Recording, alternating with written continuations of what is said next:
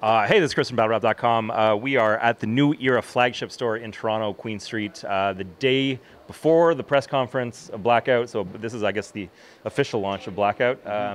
We got hats. Yes, we do. Let's talk about the hats first. How did that come together? Avi worked the deal out. Oh, this is Organik. Yeah, I got a name. You know what I mean? It's just a collective working with New Era Toronto and everything and making something happen for the city. They do a lot for Toronto, especially for the urban culture as far as branding and everything like that. So it's just basically something we wanted to touch down on. Avi worked hard on it and, came out with a deal and working together. It's two strong communities in Toronto. So Right on. And it's an exclusive run, limited run. More coming soon? We'll find out. People are going crazy. Like every time I post a photo, people are like, I need to get that hat. I was one of the first ones in line. It's pretty cool. I can have to bug this guy right here to get more. We need more hats. Yeah. Get some more hats.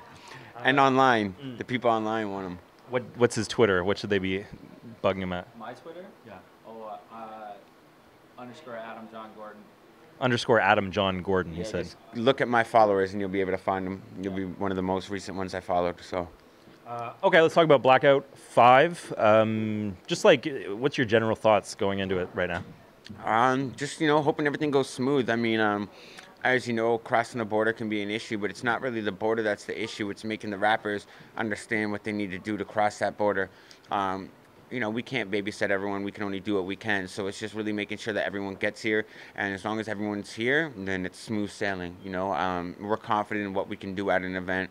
We're confident in how we run things and, our team and everything. So it's not the event so much I'm worried about. It's getting the people here. I mean, we've been doing events for 6 years now, so I'm not nervous about the event part. It's just making sure that we can uphold the reputation that we've built for this event. This is a big thing for us. We've put in a lot of time. We've spent a lot of time working on this event. I just want things to go smooth, It just sucks that border is the one thing that can, fuck shit up. Do you know any coyotes? No. Any coyotes? Yeah, Organik.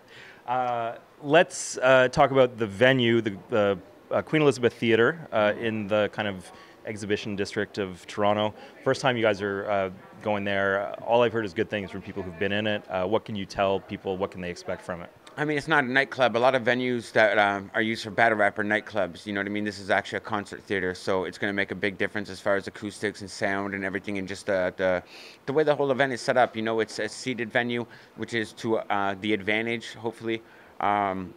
It's just more built for what we're doing, rather than we're taking the steps up and went from parks to mini clubs to pubs to actual nightclubs, and now we're in concert theaters. So. Cool. Drake, a big part of this. I've seen him quoting. He's been quoting Tycoon Tax on Twitter, which is pretty crazy. All over Instagram as well. What has he brought to the table this time that has been different? I mean, the branding, obviously, Drake has helped brand King of the Dot in a big way, partnering up with OVO. He's worked with me directly on this event, pretty much setting up every battle with me, coming up with the concepts, ideas of every battle, and just going forth from there on out. How seasoned a fan is Drake? Drake, he's very seasoned, He's not new to this, and that's why we're able to work on the level that we're able to work, because he knows what he wants to do, and he understands, like, what we can do, you know what I mean? He's not coming in here trying to be like, oh, we're going to do this, we're going to do this. He's like, yo, let's make this happen. Loaded Lux versus Tycoon Tax. Yeah, which, I mean, isn't even... Yeah, right? But, like, it's just more of understanding, like, I guess, each other's strengths and appealing to those and everything like that. So, it's a Toronto thing, man. We work together. We have two, brands that are really dominating the Toronto urban culture right now, so it only made sense to... OVO and KOTD. Yeah. It's all about those letters, man. Right on, yeah.